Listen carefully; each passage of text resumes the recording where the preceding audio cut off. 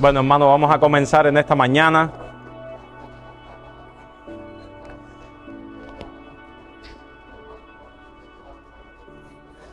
Vamos a tener un momento de oración. Ayer le pedí al Señor que ustedes durmieran bien para que pudieran entender la clase. Y que vinieran con el espíritu de aprender, de estudiar la palabra de Dios.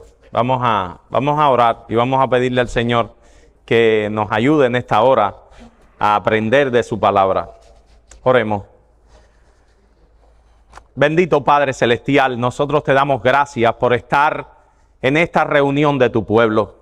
Una reunión cargada de gozo y de la alegría de estar en este lugar reunidos todos para adorar tu nombre, para tener comunión unos con los otros, Señor. Qué buena la reunión de los santos. Qué buena, Señor, es cuando los santos disponen sus corazones para venir a adorar tu nombre y venir a estar unos con otros. Oh Padre Santo, bendice esta reunión, bendice este tiempo que vamos a tener, bendice este primer día de la semana en que nosotros queremos gozarnos en ti. Te lo rogamos en el nombre de Jesús. Amén.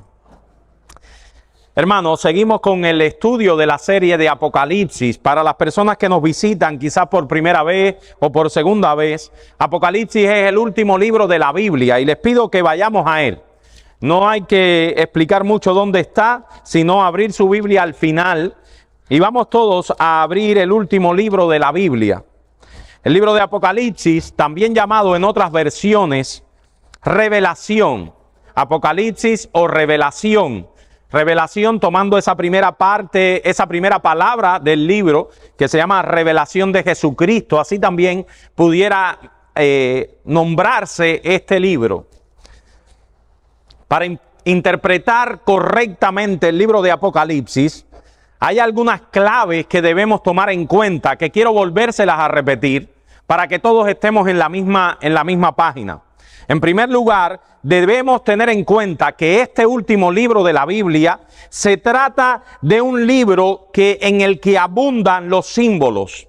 Y por lo tanto, debemos interpretarlo siempre a la luz de aquellos textos que han sido escritos en un lenguaje llano y literal. A la hora de interpretar este último libro de la Biblia, siempre debemos hacerlo a la luz de otros pasajes de la Escritura que sean llanos y literales, porque este último libro de la Biblia, Dios ha querido que sea un libro inmensamente simbólico. Siempre que nos enfrentemos con una porción difícil, oscura de la palabra de Dios, o que haya sido escrita en un lenguaje altamente simbólico, debemos interpretarla a la luz de aquellos escritos que han sido dados en un lenguaje literal y llano. Así que la Biblia interpreta la Biblia. Los pasajes claros deben iluminar los pasajes simbólicos. En segundo lugar, debemos tener en cuenta, primero, tener en cuenta que es un libro simbólico que debe ser interpretado a la luz de otros pasajes que son llanos y literales. Segundo, debemos tener en cuenta la estructura del libro y su tema central. Y yo creo que estos dos aspectos, hermanos, son esenciales para poder leer el libro de Apocalipsis. Y esta es la razón por la que no entendemos el libro de Apocalipsis. El libro tiene un mensaje central, con un tema central, un único tema central. Pero el Apocalipsis es un libro, ahí les puse el texto que vamos a ver en unos momentos, es un libro que no tiene un orden cronológico. Significa que es un libro más bien que tiene secciones paralelas en que se describe una serie de visiones en la lucha entre la iglesia en la era presente y la victoria final del pueblo de Dios sobre las huestes del mal. Apocalipsis más bien es una galería de pinturas en la que cada galería, cada cuadro no tiene el objetivo de seguirle al anterior, sino que en estas grandes secciones de Apocalipsis se nos enseña la misma cosa desde un punto de vista diferente. ¿Qué se nos enseña? La vida presente de la iglesia hasta su victoria final en la redención final en la segunda venida. En el Apocalipsis, Cada sección describe lo mismo que la sección anterior, solo que desde otra perspectiva y dando preeminencia a un detalle más que a otro.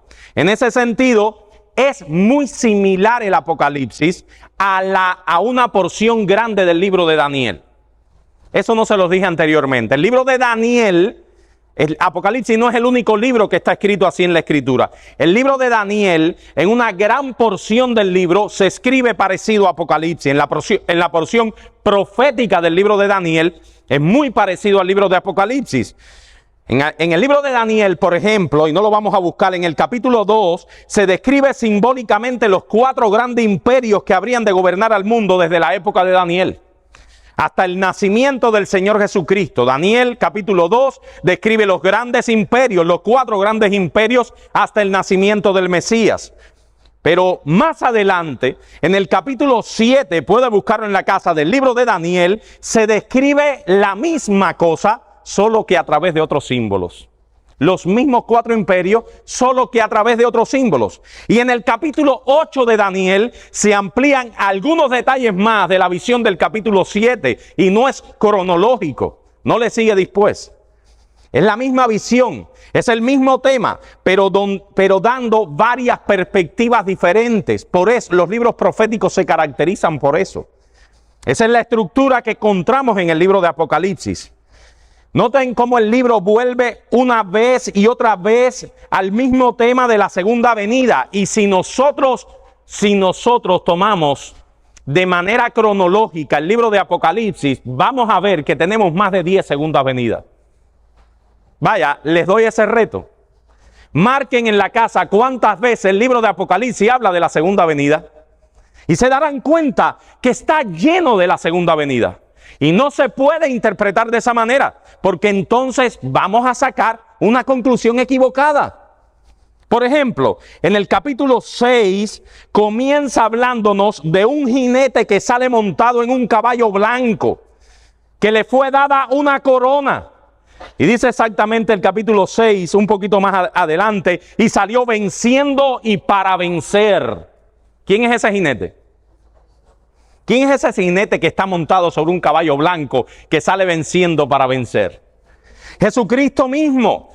¿Y cómo lo sabemos? Bueno, porque lo comparamos con otras secciones, como lo comparamos con Apocalipsis 3:21, con Apocalipsis 14:14, con Apocalipsis 19:11 al 13. Ese jinete es Cristo, que venció a Satanás en la cruz del Calvario y a través de esta era evangélica ha estado llevando a cabo la victoria de su iglesia. ¿Cómo concluye ese capítulo? En el capítulo 6, en el verso 14 al 17, se describen los eventos que acompañarán a la segunda venida del Señor. Y obviamente, hermanos, Apocalipsis 6, 14 al 17 es paralelo a Mateo 24, 29. Así que el capítulo 6 nos habla del avance victorioso de Cristo en esta era presente, desde sus inicios hasta su conclusión en su segunda venida. Cada sección contempla los mismos eventos de la sección anterior, pero desde otra perspectiva, como lo hace también el libro de Daniel. Ahora les voy a dar otro ejemplo, un ejemplo que sí les voy a poner acá. El capítulo 11 del libro de Daniel dice así.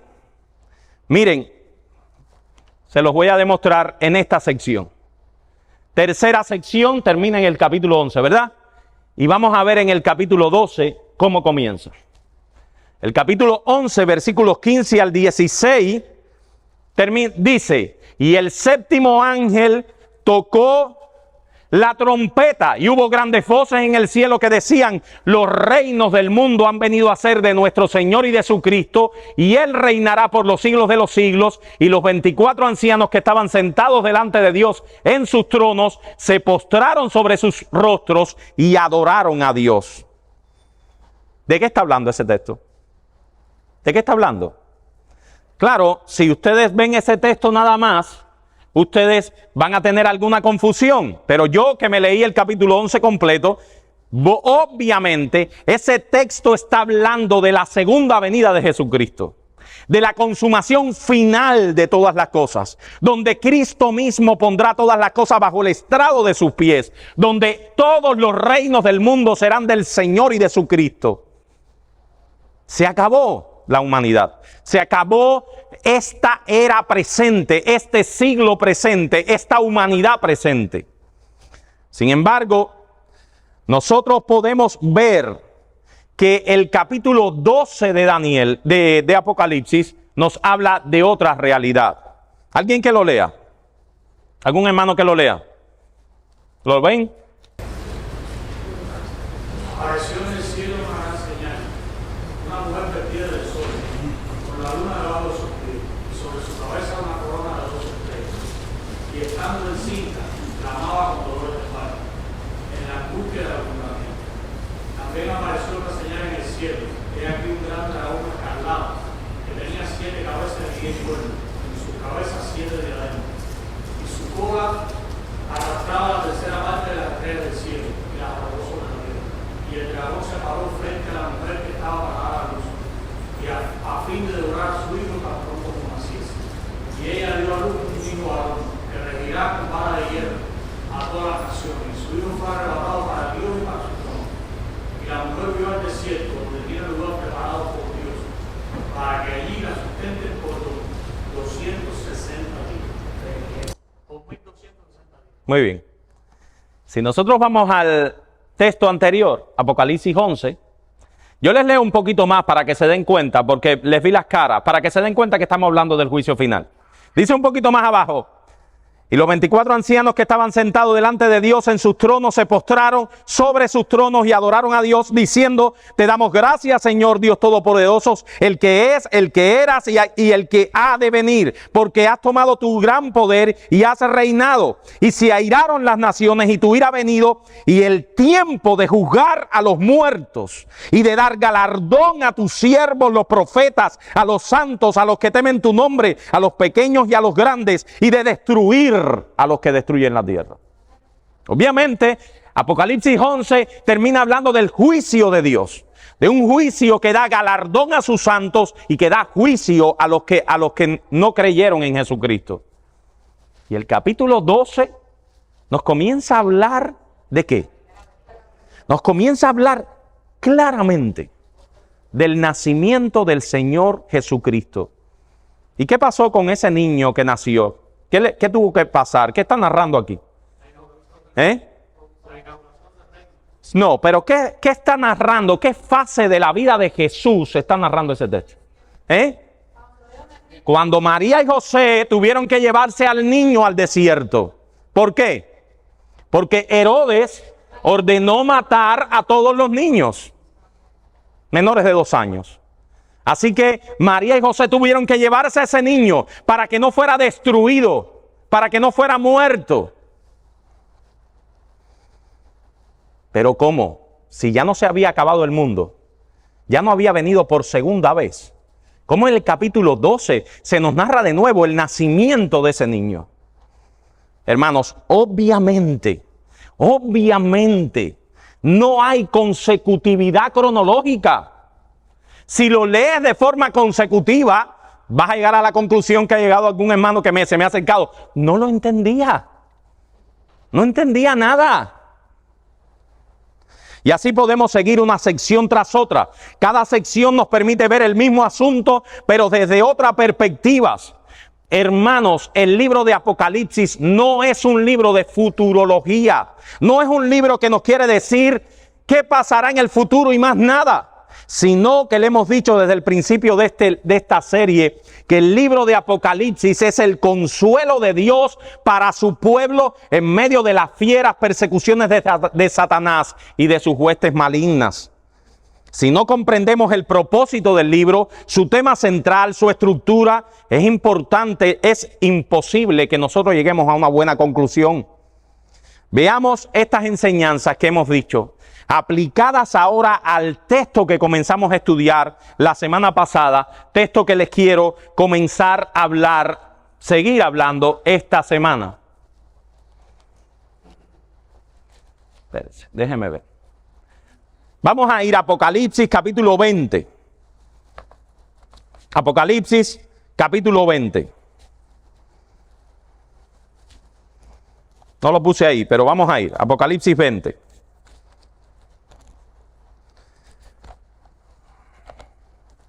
En Apocalipsis 20 encontramos una vez más la misma estructura que corre a lo largo de todo el libro. En el capítulo 19, en el verso 11, hacemos la tarea nuevamente. En el verso 11 del capítulo 19, espero que tengan todos sus Biblias abiertas. Entonces, en el capítulo 19, verso 11, se nos habla acerca del final del mundo.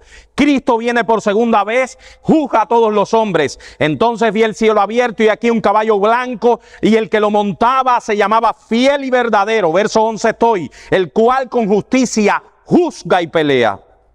Y en su vestidura, verso 16, y en su muslo tiene un nombre escrito, Rey de Reyes, Señor de Señores. Y vi un ángel que estaba de pie en el sol y gritó a gran voz diciendo a todas las aves que vuelan en medio del cielo, venid y congregaos para la gran cena de Dios. Verso 19, y vi a la bestia, a los reyes de la tierra y a sus ejércitos reunidos para guerrear contra el que montaba el caballo y contra su ejército. Y la bestia fue apresada y con ella el falso profeta que había hecho grandes señales en las cuales habían engañado a los que recibieron la marca de la bestia y habían adorado su imagen. Estos dos fueron lanzados vivos dentro de un lago de fuego que arde con azufre, y los demás fueron muertos con la espada que salía de la boca del que montaba el caballo, y todas las aves se saciaron de las carnes de ellos. ¿Qué está hablándonos el final del verso 19, del capítulo 19? Hermano, del juicio final. Palabras hermosas, una espada que sale de la boca, pero hermano, son símbolos, palabras lo mismo.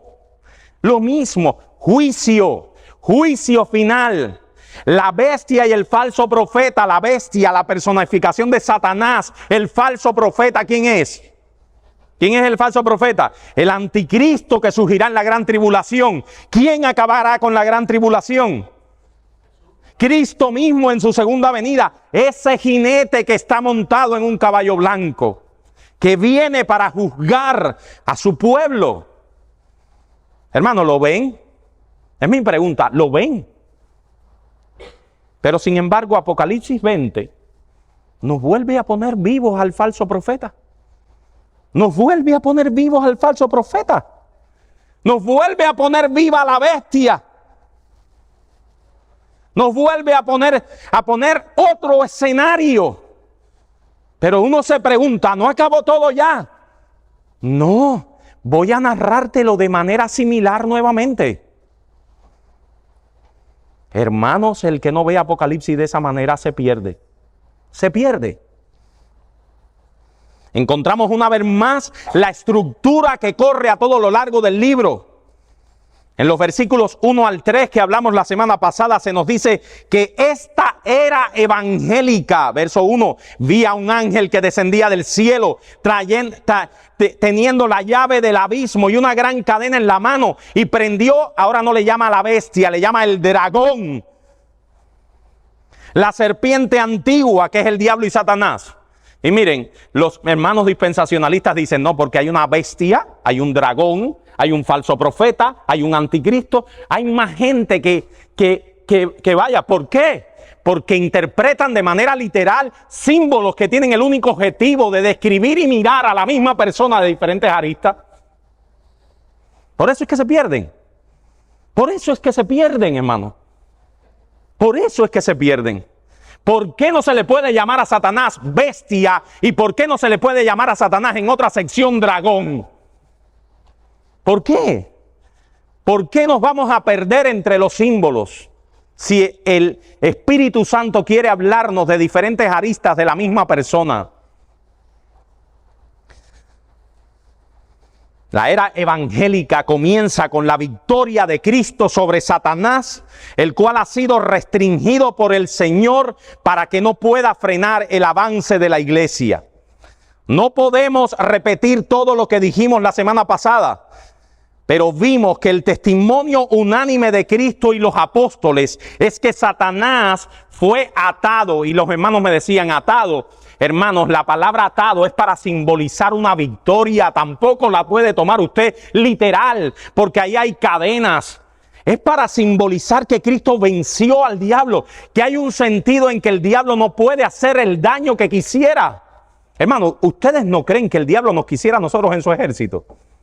Es lo que a veces nosotros no entendemos, el detalle cósmico, la enemistad cósmica que hay entre el reino de Dios y el reino de las tinieblas. Hay un reino el cual Satanás no ha podido vencer ni vencerá. Un reino enemigo en medio del reino de las tinieblas, el reino de los cielos. ¿Qué significa eso? Alguien me pregunta, y yo lo vi en la clase, alguien puso abajo del YouTube esa pregunta: ¿acaso no es cierto que Satanás continúa actuando en el mundo y diseminando su reino de maldad? ¿Cómo me dices tú a mí que Satanás es atado? Ha sido atado. Pero mis hermanos, el texto dice para qué fue atado. No podemos nosotros malinterpretar el texto. Jesús mismo nos dijo por qué fue atado y para qué fue atado. Si la palabra atado le trae confusión, use la palabra vencido, use la palabra una victoria sobre él. Limitado. Vi a un ángel, vi a Satanás caer del cielo, Jesús dice en otra ocasión. Hermanos, eso es un lenguaje antropomórfico para que entendamos. En Apocalipsis se dice atado. Jesús dice que vio a Satanás caer del cielo. En otro pasaje dice que él entró en la casa del hombre fuerte. Limitado su poder. ¿Por qué limitado? Porque hay gente a las cuales Satanás no puede llevar al infierno. No puede. Como resultado de esa atadura de Satanás, para que no engañe más a hombres y mujeres de todas las naciones, para que no engañe más a las naciones, y usted puede ir a la clase anterior, ¿qué repercusiones tiene eso? Y como resultado de ese engaño a las naciones, que es lo contrario que se nos narra ya en el verso 9a, cuando Satanás va a ser desatado, ¿qué va a hacer? Va a engañar a las naciones. Surgirá entonces la gran tribulación, la tribulación de aquellos días, un evento que esperamos, terrible, pero que vendrá antes de la segunda venida de Cristo. Sin embargo, ahora el diablo está atado en el sentido que no puede llevar a cabo el designio perverso de exterminar la iglesia. Cristo dijo a sus discípulos que a pesar de los ataques del diablo contra la iglesia, las puertas del Hades no prevalecerán contra ella. Satanás no puede impedir que la luz del evangelio brille en medio de las densas tinieblas en que el maligno tenía sumidas las naciones en tiempos pasados. Como dice el apóstol Pablo a los paganos en Listra, en edades pasadas, antes de la venida de Cristo, Él ha dejado a la gente andar en sus propios caminos. Pero ahora, dice Pablo un poquito más adelante, ahora, es muy interesante ese texto. Hermano, yo les exhorto a que lean Hechos capítulo 14 hasta el capítulo 17. Y Pablo dice, en las edades pasadas los hombres vivían en sus propios caminos porque Dios lo dejó. Dios dejó a Satanás que engañara a la gente. Pero ahora manda a los hombres en todo lugar, ¿a qué? A que se arrepientan. Pablo dice, en edades pasadas ellos estaban en oscuridad. Ahora Dios manda a que se arrepientan. La luz de la revelación divina ya no está circunscrita a la nación de Israel. El evangelio ha sido predicado y ha de ser predicado a todas las naciones. Y Satanás fue atado, fue limitado para que no pudiera impedir que esa labor misionera fuera hecha. Y si tiene duda, los textos están en la clase pasada, Mateo 12, 27 al 29, Hebreos capítulo 2, versículos 14 al 15. Dice William Hendrickson, déjeme ver si lo puse. Sí. Aquí les dije un resumen de la clase pasada. Satanás fue atado para que las naciones fueran evangelizadas, fueran expuestas a la verdad.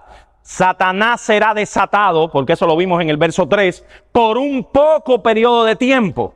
Y si Satanás es atado para que no engañe, ¿es desatado para qué? Para engañar, porque fue atado con el objetivo de que no engañe a gente. Ahora será desatado al final de los tiempos para engañar en la gran tribulación, que es ese periodo de gran engaño. Y la palabra engaño viene unida en la gran tribulación a un personaje, que es el anticristo, que lo que hará es engañar a la gente. engañar si fuere posible a los elegidos. Y dice William Hendrickson, el atar a Satanás y el hecho de que se le arroja al abismo para permanecer allí 1000 años, indican que durante esta era evangélica actual, que comienza con la primera venida de Cristo y se extiende a casi hasta la segunda venida. ¿Por qué hasta casi la segunda venida? Por la gran tribulación, porque Hendrickson es un hombre que quiere hablar lo que dice el texto. Y se extiende hasta casi la segunda venida. Se restringe la influencia del diablo en la tierra, de modo que no puede impedir la extensión de la iglesia entre las naciones por medio de un activo programa misionero. El diablo no está atado en todo sentido. Su influencia no está destruida completamente, no te engañes. Por el contrario, dentro de la esfera en que se le permite a Satanás ejercer influencia para el mal, él brama furiosamente. Un perro atado firmemente con una larga cadena y aunque la cadena sea larga y fuerte, puede hacer mucho daño dentro del círculo de su prisión. Sin embargo, fuera de aquel círculo, el animal no puede hacer ningún daño a nadie. Asimismo, Apocalipsis 21 al 3 nos enseña que el poder de Satanás está refrenado para que la iglesia pueda mantenerse en el mundo hasta la segunda venida del Señor. Hasta aquí, hermanos, lo que vimos la semana pasada. Hoy nosotros, ¿por qué quise hacerle este resumen tan amplio? Porque es que si no, no entienden nada de lo que vamos a hablar hoy. Y hoy es un mensaje súper esperanzador, súper esperanzador. Es en los versos de el 4 al 6. Vamos a leer Apocalipsis 20 en los versos del 4 al 6. No lo lean todavía, lo tienen ahí. En estos versos se nos describe más ampliamente el reino de 1000 años. O sea, Apocalipsis del verso 20, del verso 1 al 13, nos habla del milenio, de que ese milenio surge con la atadura de Satanás por Cristo en la primera venida. Pero ahora se nos da más detalles de qué va a pasar en ese milenio, de dónde se produce el milenio y qué pasa en ese milenio. Este pasaje ha causado muchísimas controversias en la historia de la iglesia y para ello yo quiero que respondamos 3 preguntas concernientes al reino del milenio. Y quiero, hermanos, que tengan la mente y los ojos aquí para que nunca más tengan duda con esto, nunca más tengan dudas. Vamos a hacerle a ese Apocalipsis 24 al 6, vamos a hacerle 3 preguntas. La primera pregunta es, ¿dónde toma lugar este reino de 1000 años? Le vamos a preguntar a Apocalipsis, ¿dónde toma lugar este reino de 1000 años? Dice, y vi, Juan, en una visión, vi tronos, y se sentaron sobre ellos los que recibieron facultad de juzgar. Y vi las almas de los decapitados por causa del testimonio de Jesús y por la palabra de Dios, y a los que no habían adorado a la bestia ni a su imagen, y que no habían recibido la marca, y que no recibieron la marca en su frente ni en sus manos, y vivieron y reinaron con Cristo 1000 años. Una vez más, Juan nos recuerda que lo que está describiendo es una visión. Él vio cosas. Dios le reveló cosas. Este pasaje contiene un alto contenido simbólico y es lo que le da la complejidad al pasaje. En el verso 4, Juan nos dice que él vio, ¿qué vio? ¿Qué vio? Tronos. Y en el verso 6, en el versículo 6, que no está ahí, él dice que él vio que sobre esos tronos estaban sentadas. ¿Qué estaba sentado sobre los tronos? Lo dice también ahí. ¿Qué estaba sentado? Almas. Vi tronos y vi almas. Lo primero que tenemos que preguntarnos es la ubicación de ese trono. ¿Dónde está ese trono? Es muy importante, esos tronos es muy importante para ubicar el milenio. La expresión 1000 años aparece en el pasaje 2 veces, en los versos 1 al 3 y también en los versos 4 al 6. Y creo que la mayoría de los exégetas, por no decir todos, están de acuerdo que es el mismo milenio. El mismo milenio es una consecutividad de eventos. Si Satanás ya fue atado en la primera venida, entonces no dudamos en afirmar que ese periodo de tiempo señalado aquí por la expresión simbólica 1000 años está teniendo lugar en este mismo instante, ¿verdad? Después de la primera venida de Cristo. Ese reino milenial está teniendo lugar ahora, en estos momentos. ¿Están claros con eso, hermano? Eso lo vimos en la clase pasada. Si no, rebobine la clase pasada, que le hice una introducción ahora entera. Ese reino milenial está en estos momentos. En estos momentos estamos atravesando de ese periodo de 1000 años. 1000 años que no son literales. ¿Dónde entonces es que ocurre ese reino literal? En el cielo. Y esto por 3 razones básicas que el libro da. Y a veces me pregunto por qué nuestros hermanos dispensacionalistas no lo ven. No lo ven. Estoy seguro que ustedes ya lo ven. El que ponga a leer nuevamente el texto. Juan nos dice en primer lugar, bueno, esta es la otra parte del texto, no quiero atormentarlo con eso. Yo creo, y los amilenialistas creemos, que este reino milenial ocurre en el cielo. Está ocurriendo ahora mismo en el cielo.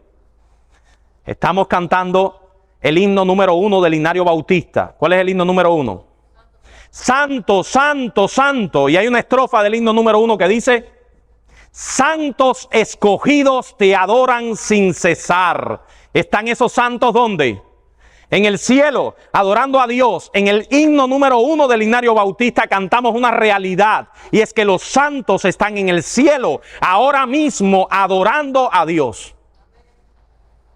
Pero eso no lo inventamos los bautistas. Eso lo dice la Biblia y se los voy a demostrar. ¿Dónde están esos tronos? ¿Dónde están esos tronos? La palabra trono, antes que lean eso, aparece 47 veces en el libro de Apocalipsis. Vaya, nos dedicamos a contarlo. 47 veces en el libro de Apocalipsis aparece la palabra trono o tronos. Y de ellas, 44 veces esos tronos están en el cielo. Solamente 3 veces se refiere a tronos que están fuera del cielo. Y les pido que hagan la tarea. Apocalipsis 2:13. Vamos a buscarlo, hermano. Vamos a buscarlo. Solo 13 secciones de tronos que están fuera del cielo. Apocalipsis 2:13. Yo conozco tus obras y donde moras, donde está el trono de Satanás, pero retienes mi nombre y no has mirado. Wow, ¿ese trono de quién es? De Satanás. Apocalipsis 13:2. Otro trono que está fuera del cielo. ¿Alguien que lo lea? La bestia que vi que era semejante a un leopardo, sus pies eran como los de un oso, y su boca como la boca de un león, y el dragón le dio su poder, trono y reinado. ¿Ese trono de quién es? ¿De quién es el trono? Es el trono de Satanás, porque Satanás es descrito aquí como la bestia, como el dragón que le dio poder y su trono.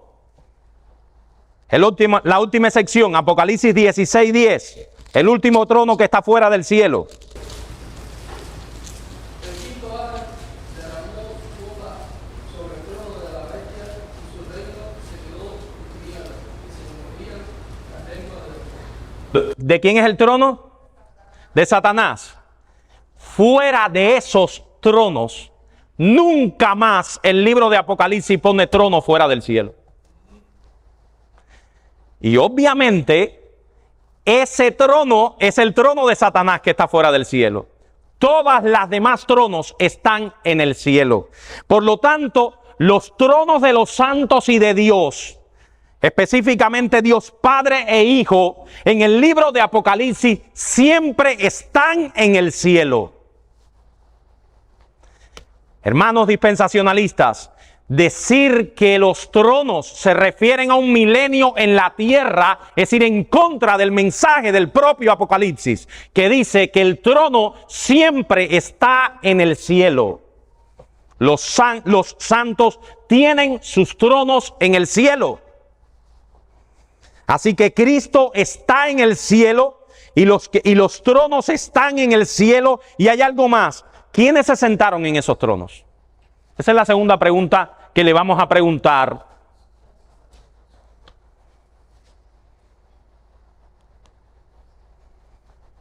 al libro de Apocalipsis. Juan vio ¿qué? Almas. Juan vio almas. Juan vio las almas de ¿quiénes?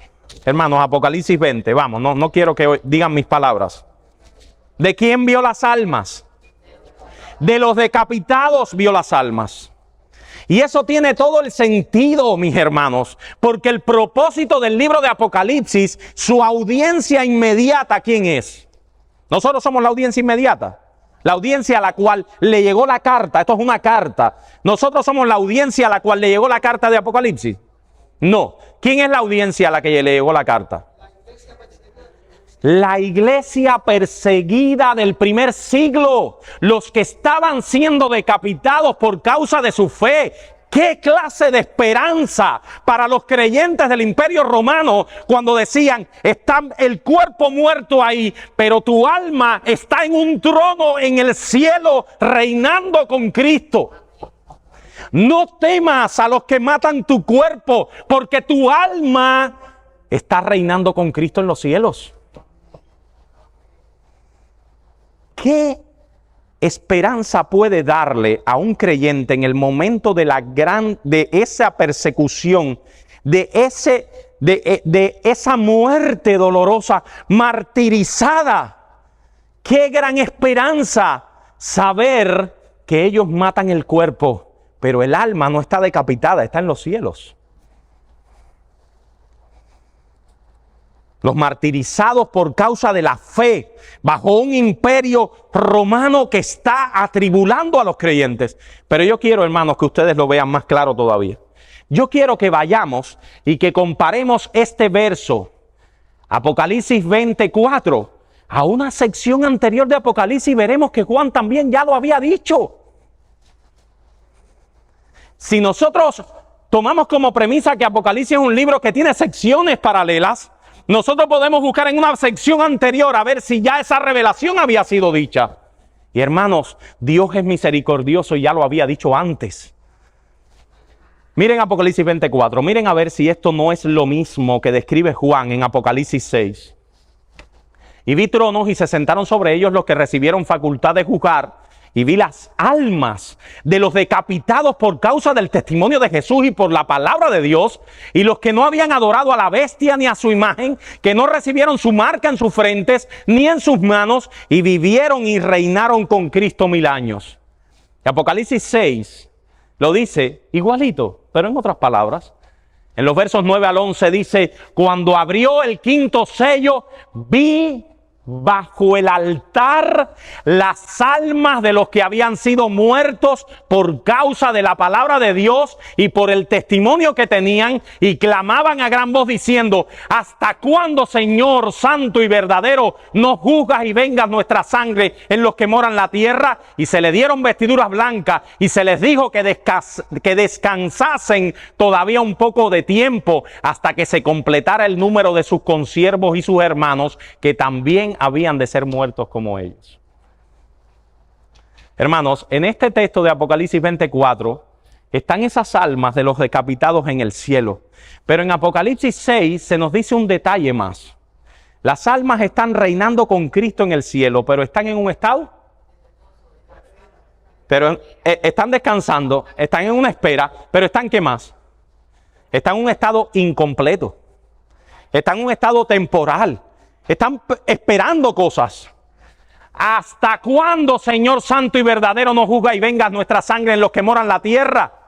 Y se les dieron vestiduras blancas y se les dijo que descansasen todavía un poco más, porque faltan todavía hermanos de ustedes por morir y hermanos de ustedes por entrar a ese reino.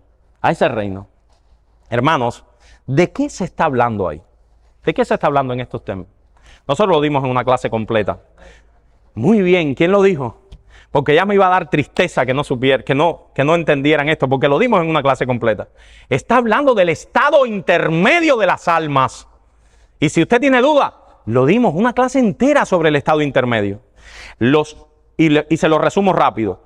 Cada cristiano verdadero que muere durante este periodo de tiempo, su cuerpo va a la tierra, decapitado, incinerado, ahogado, muerto, de muerte natural, lleno de cáncer. Su cuerpo va a la tierra, pero su alma está reinando con Cristo en los cielos. Reinando con Cristo en los cielos. Está viva. Su alma está viva.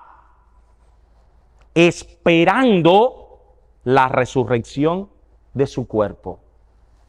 En un estado intermedio, en un estado de espera, pero en un estado glorioso y victorioso. Sí. No está viva. Está viviendo la muerte. Ahora lo vamos a ver. Hermano, la palabra viva en Apocalipsis es una palabra que habla de alegría y gozo de estar con Cristo. La vida en Apocalipsis, por eso te digo que no está viva, hermana, no es porque el alma esté allí en el cuerpo, en la tumba, sino que las almas de los que mueren sin Cristo están muriendo su muerte. Una muerte que será seguida de la muerte segunda. ¿Cuál es la muerte segunda? Bueno, lo vamos a ver ahora. Lo vamos a ver ahora. La vida que habla Apocalipsis aquí es la vida de estar con Cristo.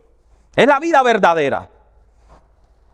Eso no significa que las almas de los que mueren sin Cristo está ahí en la tumba. El alma está sufriendo en el infierno, pero eso no es verdadera vida. Hermano, yo creo que un cambio que aprobó mucho de esto que se está debatiendo ahora es el hecho de que están en un estado consciente. Exacto, exactamente. Todos los que no adoraron, dice, a la bestia ni a su imagen, ni recibieron la marca en sus frentes y en sus manos. Eso incluye a todos los creyentes. Miren, es muy interesante este texto. Porque en este texto de Apocalipsis se nos da prioridad a los mártires de la fe. A los que estaban siendo decapitados. Pero Dios a través del apóstol Juan no quiere dejar que nosotros pensemos solamente que son los mártires los que van al cielo. Sino que ahora nos amplía el diapasón y nos va a la audiencia mediata, a la audiencia más lejana, a nosotros. ¿Quiénes son los que están en el cielo? ¿Qué almas están viviendo con Cristo en el cielo? Las almas de los mártires más las almas de todos aquellos que no adoran a la bestia ni a su imagen, ni recibieron la marca en sus frentes y en sus manos. ¿Y qué marca es esta? Hermanos, no tengo tiempo para este asunto a fondo, aunque me encantaría, porque esta serie no va a terminar ni en el año 2023. Pero al menos permítanme una vez más citar a Hendrickson en ese bellísimo libro titulado Más que Vencedores. Dice Hendrickson, vamos a ver si lo tengo aquí. Esto es lo que les quise decir. ¿Quiénes participan en ese reino? Los santos que han sido martirizados, sus almas reinando con Cristo y todos los fieles creyentes están en el cielo. Dice Hendrickson, para poder entender la expresión la marca de la bestia, es preciso recordar que no solamente el ganado, sino también los esclavos eran señalados o marcados. Aquella marca significaba, este esclavo en particular es la propiedad o el siervo de su amo. Muy pronto la expresión recibir la marca de alguien empezó a significar pertenecer a alguien o servir o adorar a alguien. Hendrickson dio en el clavo, hermanos. ¿Tenemos que hoy estar pensando que es un chip que viene en la mano derecha? ¿O es la vacuna del coronavirus? Hermanos, no. Juan, por medio del Espíritu Santo, nos quiere decir que la marca simboliza pertenencia. Bueno, eso lo dice Pablo en Efesios 1. Nosotros fuimos sellados. ¿Con qué? Con el Espíritu Santo. Fuimos marcados para Dios. La marca para los recipientes originales de esta carta no tenían duda que ser marcado significa pertenecer a alguien, servir a alguien. Por tanto, el recibir la marca de la bestia significa pertenecer a la bestia, adorar a la bestia. La marca de la bestia, donde quiera que y siempre que se manifieste, es el espíritu del anticristo que se opone a Dios, que rechaza a Cristo, que persigue a la iglesia. Y debo hacer claro, mis hermanos, que aunque nosotros creemos en un anticristo final, eso no significa que hay un espíritu anticristiano, un espíritu del anticristo. Es muy interesante que la marca, ¿dónde esté? ¿Dónde está la marca, mis hermanos? ¿Dónde está la marca en el texto? ¿Dónde? ¿En la frente y en sus manos? La frente es en la Biblia simbólica de la mente. ¿Dónde debía colocarse los 10 mandamientos? O por lo menos, ¿dónde estaba? ¿Dónde debía? En sobre tu frente. Sobre tu frente. La frente es simbólica de la mente, de los pensamientos. Y la mano derecha, específicamente la mano derecha, es simbólica de los hechos, de la actividad, de la ocupación. Por tanto, el recibir la marca de la bestia sobre la frente o en la mano derecha indica que la persona señalada de esta manera pertenece a la compañía de alguien, a la compañía de Satanás, de ese espíritu de la bestia, y que se manifiesta preeminentemente en lo que este individuo piensa, en lo que dice o más enfáticamente en lo que hace. Amigo que está sin Cristo, aunque tú no veas a Satanás por ningún lado, Satanás está tomando posesión de ti. Tú eres un servidor de Satanás. Tú eres un servidor de Satanás.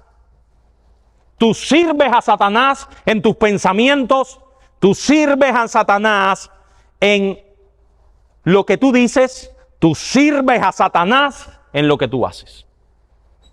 Tú le perteneces a Satanás. Hay una marca espiritual y es la atadura espiritual con el diablo. Sin embargo, estos que ahora están reinando en los cielos son aquellos que manifestaron la realidad de su fe en Cristo al tener fuera esa marca. Cristo ahora es su dueño, es su Señor, y por lo tanto, lo natural, lo lógico, es que cuando mueran, vayan y reinen con Cristo. Vayan y reinen con Cristo. Es muy triste, yo sé que nos consolamos porque son eslóganes que la sociedad tiene y son difíciles de cambiar, ¿saben? Hay eslóganes que son difíciles de cambiar. En paz descanse. Dios lo tenga en la gloria. Déjame decirte que si tú no estás con Cristo ahora, no estarás con Él por la eternidad. Déjame decirte que si tú no piensas en Cristo, vives para Cristo y haces cosas para Cristo como fruto de una salvación verdadera, tú pasarás tu vida alejado de Cristo. Tú le perteneces al diablo, esa es la gran realidad. Nada de en paz descanse. No hay paz para los que viven sin Cristo, ni en la muerte. Nada de en gloria esté. No hay gloria para los que viven sin Cristo. Y este es el tiempo para arrepentirse. Este es el tiempo para venir a Cristo. Mañana puede ser demasiado tarde. Mañana puede ser demasiado tarde. ¿Cómo vas a vivir con Cristo si tú hoy desprecias a Cristo? ¿Cómo vas a reinar con Cristo si tus pensamientos hoy no son de Cristo? ¿Cómo Cristo va a ser por la eternidad tu Señor si tú hoy lo desprecias? Si tú hoy no piensas en Él, si tú hoy no le amas. Solo los que viven en Cristo reinarán con Cristo en los cielos. Aquellos que no se doblegan al espíritu de este mundo. aquellos que no reciben la marca en sus pensamientos ni en sus acciones. Ya, ajá. Solo una cosa, porque en Apocalipsis 13 es cuando aparece, y después dice porque aparezca en la grabación, lo de la marca de la bestia. Y mucho de la teoría del microchip es porque dice que no podrán comprar o vender. Y el que no cree en nuestra postura dice, ¿cómo se aplica eso? Bueno, fácil. Imagínese que usted va a Walmart a comprar sus alimentos y que Walmart tiene un gran arcoíris y dice, hoy es el gran día del orgullo de gay. Todo lo que se compre será donado a instituciones del aborto. ¿Qué usted hace en ese momento cuando usted va a Walmart a comprar sus alimentos? El cristiano dice, aquí yo no compro. O sea, el dinero que voy a dar va a ser para una clínica abortiva. No, yo no voy a comprar aquí. Es ser siervo de Satanás y ser siervo de Cristo lo que nos va a impedir el comprar y el vender. Amén. Amén. Entonces, no es simplemente un microchip. ¿A quién pertenece? Y ustedes saben, yo estaba pensando en esto esta semana, hermano. Ustedes saben, los cristianos como perdemos tiempo en banalidades, ¿verdad? Como perdemos el tiempo en banalidades y como no somos capaces de mirar los signos de los tiempos, hermanos, la cosa se está estrechando para los creyentes, ¿saben eso? La cosa se está estrechando para los que amamos y servimos a Jesucristo y cada vez se estrechará más. Cada vez se estrechará más y cada vez vivir para Cristo, como decía nuestro amado pastor, cada vez vivir para Cristo se hará más difícil. Cada vez servir y amar a Cristo será más complejo. Cada vez, mis hermanos, ir en contra de la corriente de este espíritu anticristiano nos costará más la vida. Así que cuando usted ve aquí las almas de los decapitados, no se excluya tan fácilmente usted de allí. No se excluya, hermano. Sí, cómo no. Actualmente hay pueblecitos acá en este país, pueblecitos como se llaman, como de campo, que se han visto 2 o 3 iglesias que tienen la bandera del arcoíris, dando a entender de que ellos también son acercados a esa iglesia. Eso no son iglesias, hermano. Eso no son iglesias. No debemos equivocarnos, hermano. También lo digo por las visitas. Mucha gente hoy pueden llamarse iglesias. Mucha gente hoy pueden clamar ser cristianos. Y quizás algunos de ustedes se pregunten, pero hoy no hay gente que dice que son cristianos gay. Hoy no hay un movimiento metodista que ha aceptado ordenar pastoras lesbianas. Sí, pero esos, aunque digan ser cristianos, no lo son. La verdad, los verdaderos creyentes son aquellos que viven para su Señor, que no cambian los principios que su Señor ha dado claramente en su palabra y que mueren si es necesario por su Señor, ¿saben? Que no se conforman al espíritu de este mundo, que no se conforman al espíritu anticristiano de este mundo. Y si eso, como también le he dicho a algunos hermanos en privado, incluye sacrificios, incluye que tu familia no te quiera hablar, incluye que tu familia no quiera relacionarse, mira, con un espíritu noble, con un espíritu amante, con un espíritu no contencioso, nosotros aceptamos el reto. El pasaje dice que estos, en Apocalipsis 20, en el capítulo 4 al 6, dice que estos muertos volvieron a vivir. Y se dice incluso, voy a llegar hasta donde pueda, me quedan 5 minutos, que han pasado por la primera resurrección. Miren, hermanos, esto. Y vi tronos y se sentaron sobre ellos los que recibieron facultad de juzgar. Y vi las almas de los decapitados por causa del testimonio de Jesús y por la palabra de Dios, los que no habían adorado a la bestia ni a su imagen y que no recibieron la marca en su frente ni en sus manos. Y vivieron, ¿verdad? Vivieron y reinaron con Cristo 1000 años. ¿Por qué reinan con Cristo 1000 años? Vaya, es una pregunta para el que ha ido siguiendo la serie. ¿Por qué estas almas viven y reinan con Cristo 1000 años nada más? Porque ¿qué pasará al final de los 1000 años?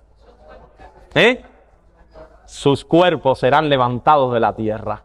Por lo tanto, este estado cambiará a los 1000 años. 1000 años simbólicos.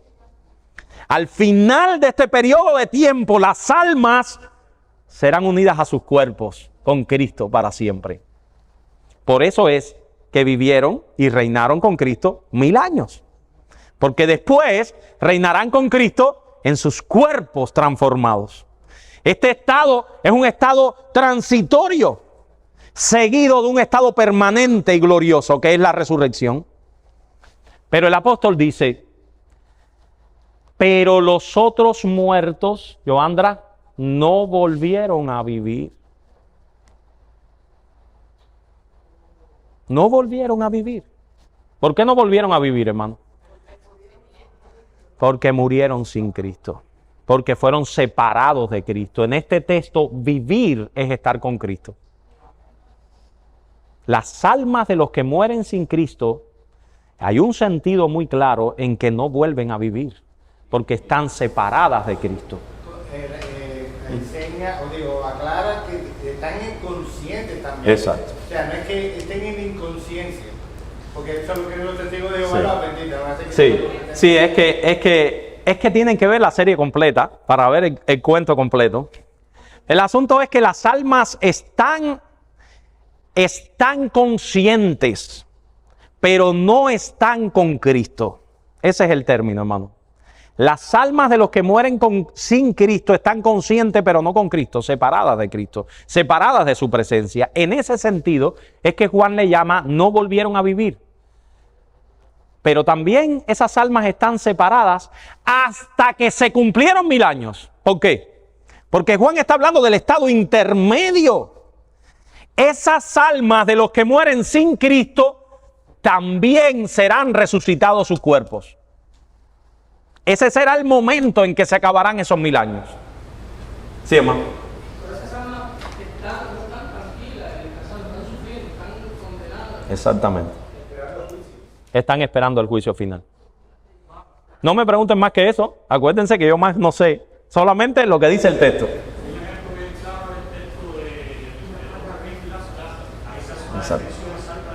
Exactamente. Yo creo que esa parábola de Jesús del rico y Lázaro tiene mucho que ver con lo que estamos diciendo. Pero eso lo vimos en una clase anterior, en el estado intermedio. Dice, esta es la primera resurrección. Esta es la primera resurrección. ¿Cuál es la primera resurrección? Bueno, se los leo de nuevo. Dice, vi tronos y se sentaron sobre ellos los que recibieron facultades de juzgar. Vi las almas de los decapitados por causa del testimonio de Jesús y por la palabra de Dios. Los que no habían adorado a la bestia ni a su imagen y que no recibieron la marca en sus frentes y vivieron y reinaron con Cristo 1000 años. Juan hace un paréntesis, pero los otros muertos no vivieron y hasta que se cumplieron 1000 años. Esta es la primera resurrección. ¿Cuál es la primera resurrección? La primera resurrección es esas almas que están con Cristo en el cielo, viviendo y reinando con Cristo.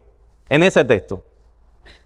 Así que mis hermanos, miren, para hacer un resumen y para que lo vean bien, yo voy a hablar mucho más de la primera resurrección, pero vamos a ver si eso es lo que dice el texto. Los que mueren en Cristo viven y reinan con Él. Esta es la primera resurrección. Y después el pasaje dice un poquito más abajo, la segunda muerte no tiene potestad sobre ellos. Los que mueren sin Cristo, que también más abajo se le llama, a Juan en 27, dice, los otros muertos no viven con Cristo, no participan en la primera resurrección, por tanto, la segunda muerte les espera. Quiero que eso lo tengan claro. Quiero que eso lo tengamos claro. Y miren, los voy a dejar con la duda de la primera resurrección y qué pasa con ella para la clase que viene. Pero si pudiéramos hacer un resumen de todo esto, mis hermanos, es este. Todos aquellos que mueren en Cristo, todos aquellos que mueren en Cristo, son aquellos que participan de Cristo, que viven con Él, que viven y reinan con Él. Eso es a lo que Juan le llama la primera resurrección. Y después vamos a verlo un poquito más abajo en el texto. Esa es la primera resurrección. Y yo sé por qué les da duda. ¿Les da duda por qué? ¿Por qué les da duda? Si alguien tiene duda. Muy bien, porque la palabra resurrección es rara en el texto. Que Juan le llame a almas resurrección nos es raro en el lenguaje del Nuevo Testamento. ¿No es verdad? Nos es raro en el lenguaje del Nuevo Testamento.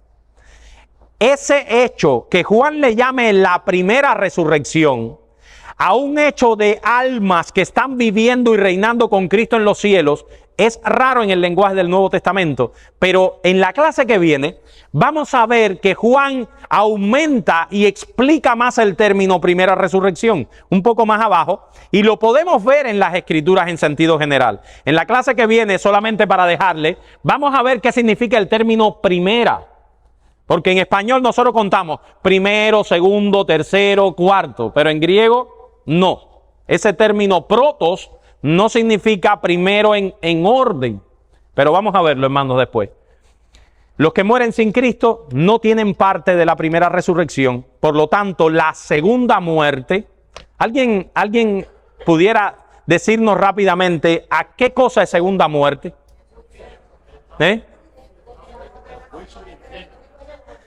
Porque si hay segunda muerte, hay primera muerte, pero primera no en orden cronológico. Porque ¿quiénes participan de la primera muerte? Todos los seres humanos participan de la primera muerte. Todos morimos, o por lo menos los que no lleguemos a la segunda venida de Cristo. Moriremos en esta era presente de la iglesia. Todos moriremos. Los que estamos con Cristo resucitaremos en una primera resurrección en nuestras almas en el cielo. Vamos a hablar ese lenguaje de Juan. Sin embargo, los que tienen parte en la primera resurrección, ¿de qué no tendrán parte? De la segunda muerte. De la segunda muerte. Los que no tienen parte en la primera resurrección, tendrán parte en la segunda muerte. Hermanos, les dejo con esto para que estudien un poco más el texto, este bellísimo texto de Apocalipsis. Vamos a orar y vamos a darle gracias a Dios por haber aprendido un poco más de su palabra. Oremos. Padre, nosotros queremos darte gracias por haber sido redimidos por Cristo. Padre, si hay algo que nosotros queremos decir a viva voz, es darte toda la gloria por habernos salvado en tu Hijo. Gracias por esta inmensa salvación.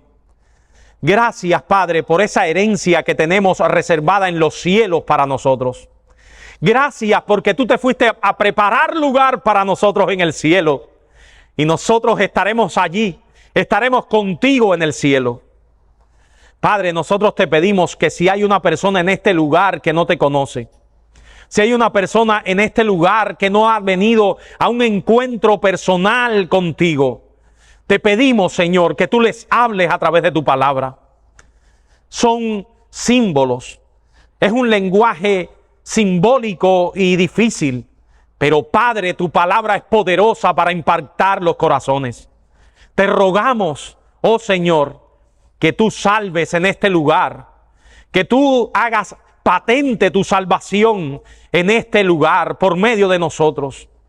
Padre Santo, nosotros te pedimos que nosotros podamos sentir alegría al hablar estas cosas, que pueda haber alegría en nuestros corazones al ver que nosotros viviremos para siempre con tu Hijo.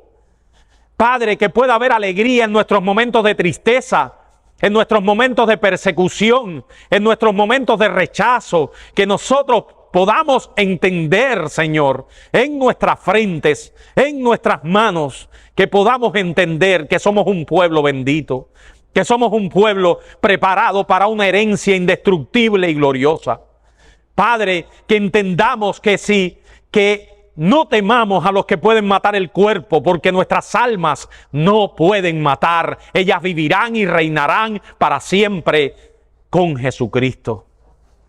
Ayúdanos, Señor, a alentarnos unos a los otros con estas cosas. En el nombre y por los méritos de Cristo. Amén.